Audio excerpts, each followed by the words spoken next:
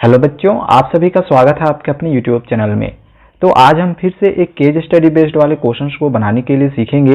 इससे पहले भी हमने कई सारे क्वेश्चंस को बनाने के लिए सीखा हुआ है। यदि आपने उन वीडियोस को नहीं देखा हुआ होगा तो डिस्क्रिप्शन पे आप लोग को लिंक मिल जाएगा, उस पर क्लिक करके आप उन क्वेश्चंस को भी देख सकते हो और इनकी प्रैक्टिस कर सकते हो। अब यहाँ पे ये जो क्वेश्चन है ये आपके एग्जामिनेशन पॉइंट ऑफ व्यू से मोस्ट इंपॉर्टेंट क्वेश्चन है, क्योंकि इससे रिलेटेड एक क्वेश्चन आपके एग्जामिनेशन में 100% फिक्स है कि रहेगा। यहाँ पे जो क्वेश्चन अभी आप लोग को मिलने वाला है ये पोलिनोमियल चैप्टर से ये है, ठीक है। और पोलिनोमियल चैप्टर से जैसे कि आपको पता ही है जो सिलेबस रिडक्शन हुआ है, तो 30% जो सिलेबस रिड्यूस हुआ है उसमें से डिवीजन एल्गोरिथम ऑफ पोलिनोमियल ये वाला जो टॉपिक है इसको हटाया गया है। तो पोलिनोमियल चैप्टर में देखा जाए तो और ज्यादा कुछ इसमें है नहीं, तो यहाँ से एक केस स्टडी वाला क्वेश्चन जरूर रहेगा। और जो क्वेश्चन रहेगा वो पाराबोला से आप लोग का कॉन्सेप्ट से रिलेटेड रहेगा, ठीक है। तो पाराबोला का कॉन्सेप्ट से रिलेटेड आपका एक क्वेश्चन रहेगा, तो ऐसा क्वेश्चन का आप लोग प्रैक्टिस एक बार जरूर कर ले। तो जैसे कि पहले भी सभी क्वेश्चंस को जब हमने बनाने के लिए सीखा हुआ था तो उसमें मैंने आप लोग को बताया हुआ था कि अगर स्टार्टिंग में ये सारी चीजें दी हुई हो तो अगर हम इन सभी चीजों को नहीं पढ़ते हैं इसके बावजूद भी हम आंसर्स को कर सकते हैं, और आपको पढ़नी भी नहीं है, क्योंकि यदि आप इन सभी चीजों को पढ़ के रहोगे तो इससे आपका समय का नुकसान होगा, आपके क्वेश्चन छूट जाएंगे। तो डायरेक्ट आपको क्या करना है, जो एमसीक्यू क्वेश्चन होगा उसको पढ़ना है और आंसर देना है। चलिए यहाँ पे क्वेश्चन को पढ़ते हैं और इसके आंसर्स को करते हैं। क्वेश्चन नंबर ए है, what is the shape of the curve CDE। तो ऐसा क्वेश्चन मैंने आप लोगों को पहले भी बताया हुआ है। यहाँ पे देखो एक शेप है CDE, ये शेप किस शेप में है, U शेप में, ठीक है। ऐसा हो या तो ऐसा हो, ठीक है, इस प्रकार से हो, तो ऐसे शेप को हम लोग कहते हैं पाराबोला। ओके, जहां पे आपको U शेप मिले तो U शेप वाले को हम लोग बोलते हैं पाराबोला। तो यहाँ पे देखो ऑप्शन में दिया हुआ है पाराबोलिक, तो ये हम लोग का राइट आंसर हो जाएगा, ठीक है, ऑप्शन 1। आगे क्वेश्चन नंबर बी दिया गया है कि if the shape of the curve ABC is represented by x² - 7x + 12 then its zeros are. यहाँ पे एक क्वाड्रेटिक पोलिनोमियल वाला एक इक्वेशन दिया गया है और इस इक्वेशन से हमें जीरोज निकालने हैं।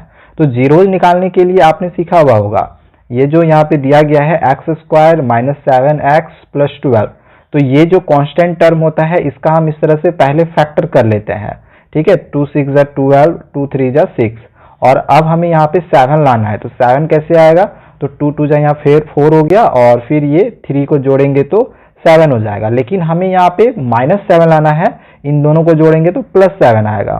तो हम -4 - 3 करेंगे तो माइनस प्लस, और साइन रहेगा माइनस का, तो -7 आ जाएगा। यानी कि इस -7x के जगह पे हम -4 - 3 लिखेंगे और x लगा देंगे, यानी कि -4x - 3x, ठीक है। तो हम यहाँ पे इस तरह से लिख लेंगे x² - 4x - 3x, और ये +12 है तो यहाँ पे +12 हो गया। अब इन दोनों में से हम x कॉमन निकाल लेंगे तो x - 4 हो जाएगा, और यहाँ में से ये माइनस या माइनस उतार लिए, और यहाँ पे अगर आप देखो तो 3 कॉमन आ रहा है तो 3 हम कॉमन निकाल लिए, तो ये x बच गया। यहाँ पे माइनस प्लस माइनस हो जाएगा तो यहाँ माइनस डाल दिए, और 3 का टेबल में 12 4 बार में आता है तो यहाँ पे 4 लिख लिए। तो देखो हमेशा क्या होता है, ये वाला मिल जाता है, तो x - 4, और यहाँ पे बच गया ये x - 3, और जीरो निकालना है तो इक्वल टू 0 करेंगे। तो एक बार x - 4 बराबर 0 होगा तो x का वैल्यू कितना निकल जाएगा, 4। इसी तरह से x - 3 इक्वल टू 0 करेंगे तो x का वैल्यू कितना निकल जाएगा, 3, यानी कि 3 और 4 हम लोग का आंसर निकल जाएगा। तो यहाँ पे देखो जीरोज में दिया हुआ होगा 3 और 4, सो ये हम लोग का राइट आंसर हो जाएगा, ऑप्शन 2।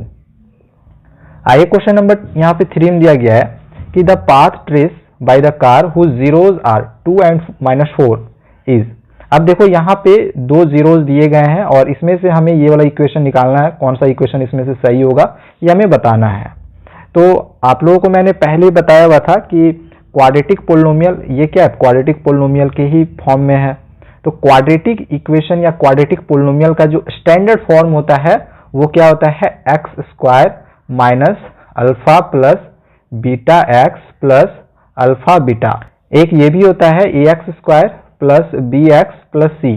तो इसका भी यूज करके हम आंसर को निकाल सकते हैं, और ये वाला फॉर्मूला भी यूज करके हम आंसर निकाल सकते हैं। फिलहाल हम ऊपर वाला फॉर्मूला यूज करते हैं और आंसर्स को भी निकालने का प्रयास करते हैं, ठीक है। तो ये अल्फा बीटा ये यहाँ पे एक फॉर्मूला हो गया। अब देखो यहाँ पे 2 जीरोज दिए गए थे, एक 2 और एक -4। तो अगर हम इस 2 को अल्फा मान ले, यानी कि अल्फा की जगह पे 2 पुट कर ले और बीटा की जगह -4, तो आंसर निकल जाएगा। तो हम इसको पुट कर लेते हैं यहाँ पे। पहले एक्स स्क्वायर है ऐसे रहने देंगे, यहाँ माइनस है रहने दिए, अल्फा की जगह पे 2 पुट कर लिए, ये प्लस है प्लस रहने देंगे, और यहाँ पे देखो -4 है तो हम यहाँ पे -4 लिखेंगे इस तरह से। यहाँ पे डबल साइन आ जा रहा है तो इस तरह से ब्रैकेट लगा देंगे। ये एक्स है एक्स, तो यहाँ पे एक्स हो गया, ये प्लस है, फिर अल्फा बीटा, अल्फा की जगह पे 2 था और बीटा की जगह पे -4 था। इस प्रकार से ये एक्स स्क्वायर जैसे का वैसे रहेगा। ये देखो माइनस है तो ये माइनस ही रहेगा, प्लस माइनस माइनस हो जाएगा, यानी 2 - 4 इस प्रकार से लिखाएगा। 4 बड़ा है तो इसके पहले माइनस का साइन है तो यहाँ माइनस का साइन लग जाएगा, और 4 में 2 घटाएंगे तो 2 हो जाएगा, यानी -2। एक्स है एक्स लगा दिए, और ये देखो प्लस माइनस माइनस 2 4 जा 8 हो जाएगा, यानी कि एक्स स्क्वायर, और ये देखो माइनस माइनस प्लस हो जाएगा, यानी एक्स स्क्वायर माइनस माइनस ये प्लस, ये 2x हो गया, और यहाँ पे -8 है तो x square plus 2x minus 8 ये राइट आंसर हो जाएगा। X square plus 2x minus 8, तो ये ऑप्शन 2 जो है इसका राइट आंसर होगा। ठीक है, अब इस वाले क्वेश्चन में हमें क्या करना है, नंबर ऑफ जीरोज निकालना है। यहाँ पे ये जो फिगर दिया गया है इसमें एक्स एक्सिस में जितने जगह पे ये इंटरसेक्ट किया गया है, जैसे यहाँ इन सबको हम लोग काउंट करेंगे कितने जगह पे इंटरसेक्ट किया गया है। जितने जगह पे इंटरसेक्ट होगा वही आंसर हो जाएगा। ठीक है, क्योंकि हमें नंबर ऑफ जीरोज निकालना है। आपने एनसीईआरटी का फर्स्ट वाले एक्सरसाइज में भी ये पढ़ा हुआ होगा। तो 1 2 3 4 हमेशा एक्स एक्सिस में ही देखना है। ठीक है, तो 4 है तो इसमें जो आंसर निकलेगा वो ऑप्शन 3 4 होगा। काफ़ी स्टूडेंट्स नर्वस हो रहे हैं कि सर अभी भी ऐसा फील हो रहा है कि तैयारी कुछ खास नहीं हुई है। क्या पढ़े, कैसे पढ़े और कहाँ से पढ़े, किस प्रकार से हम अपनी तैयारी को करें। तो बच्चों, मैं आप लोग की प्रॉब्लम को काफ़ी अच्छे से समझ सकता हूँ। आज मैं आप लोग को एक बात बताने जा रहा हूँ। कोई भी CBSE paper past year questions और एनसीईआरटी में से ही आता है। अब आपके पास NCERT, past year paper books, coaching notes, PDFs और क्वेश्चन बैंक्स पढ़ने का टाइम बिल्कुल भी नहीं है। आपको पढ़ना है एक ऐसा बुक जिसमें ये सारी चीज़ों को कवर करता हो, पतली हो और उसमें रिड्यूस सिलेबस पे सिर्फ वही क्वेश्चंस हो जो एग्ज़ाम में आएंगे, और वो है एजुकार्ट का सैम्पल पेपर्स। इसमें एनसीईआरटी के बार बार पूछे जाने वाले questions plus most important past years के क्वेश्चंस प्लस में न्यू पैटर्न के ऑब्जेक्टिव क्वेश्चंस को इंक्लूड करके 10+ सैम्पल पेपर्स बनाए गए हैं, सिर्फ और सिर्फ रिड्यूस सिलेबस पे। हर क्वेश्चन चाहे वो एमसीक्यू हो या सर्टेशन रीजन या फिर केस स्टडी, तो सारे ही में आप लोग को डिटेल्ड सॉल्यूशन यानी डिटेल में सारी चीज़ों के आपको आंसर्स भी दिए गए हैं, जिससे कि आपके डाउट क्लियर करने के लिए काफ़ी है। तो अगर आपको सब कुछ भुला के सबसे इफेक्टिव तैयारी करनी है तो एजुकार्ट की सैम्पल पेपर्स की सारी सब्जेक्ट्स ले लो, और आप बहुत ज़्यादा अपनी लाइफ को आसान कर लोगे अगर आप सारे सब्जेक्ट के सैम्पल पेपर को ले लेते हो। तो ये मैं आपको एक बहुत ही वेल रिसर्च्ड और लॉजिकल सजेशन दे रहा हूँ। लिंक डिस्क्रिप्शन पे दिया हुआ है, तो उस पर क्लिक करके आप उस बुक को बाय कर सकते हो। चलो देखते हैं लास्ट क्वेश्चन को। अब इस वाले क्वेश्चन में भी हम क्या करेंगे, पहले इस 15 का फैक्टर कर लेंगे। ठीक है, फिर से हम यहाँ पहले जीरोज निकालेंगे। तो जीरोज कैसे निकालेंगे, तो पहले क्वेश्चन हम यहाँ पे लिख लेते हैं एक्स स्क्वायर प्लस 8x और प्लस 15। ये जो कांस्टेंट टर्म है इसका हम पहले क्या करते हैं, फैक्टर करते हैं। तो हम इसका फैक्टर कर लेते हैं। ये 5 3 जा 15 होगा। अब हमें 8 लाना है तो 5 और 3 को जोड़ेंगे तो 8 हो जाएगा। 5 + 3 दोनों में x x लगा देंगे। ठीक है, इस प्रकार से यानी 5x + 3x। तो हम इस प्रकार से हम लिख सकते हैं। तो हम ऊपर में 8x की जगह पे 5x + 3x लिखेंगे। तो यहाँ पे हम लिख लेते हैं x square plus 5x + 3x और ये प्लस 15 है। अब इन दोनों में से अगर हम x कॉमन निकाल लें तो यहाँ पे क्या हो जाएगा, x और एक x यहाँ बच जाएगा क्योंकि 2x था, एक निकल गया, एक बच गया, ये प्लस है, ये x तो निकल गया यानी यहाँ पे सिर्फ 5 बच गया।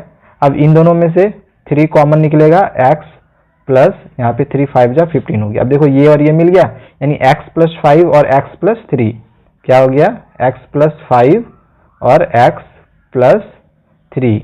जीरो निकालना है तो बराबर 0।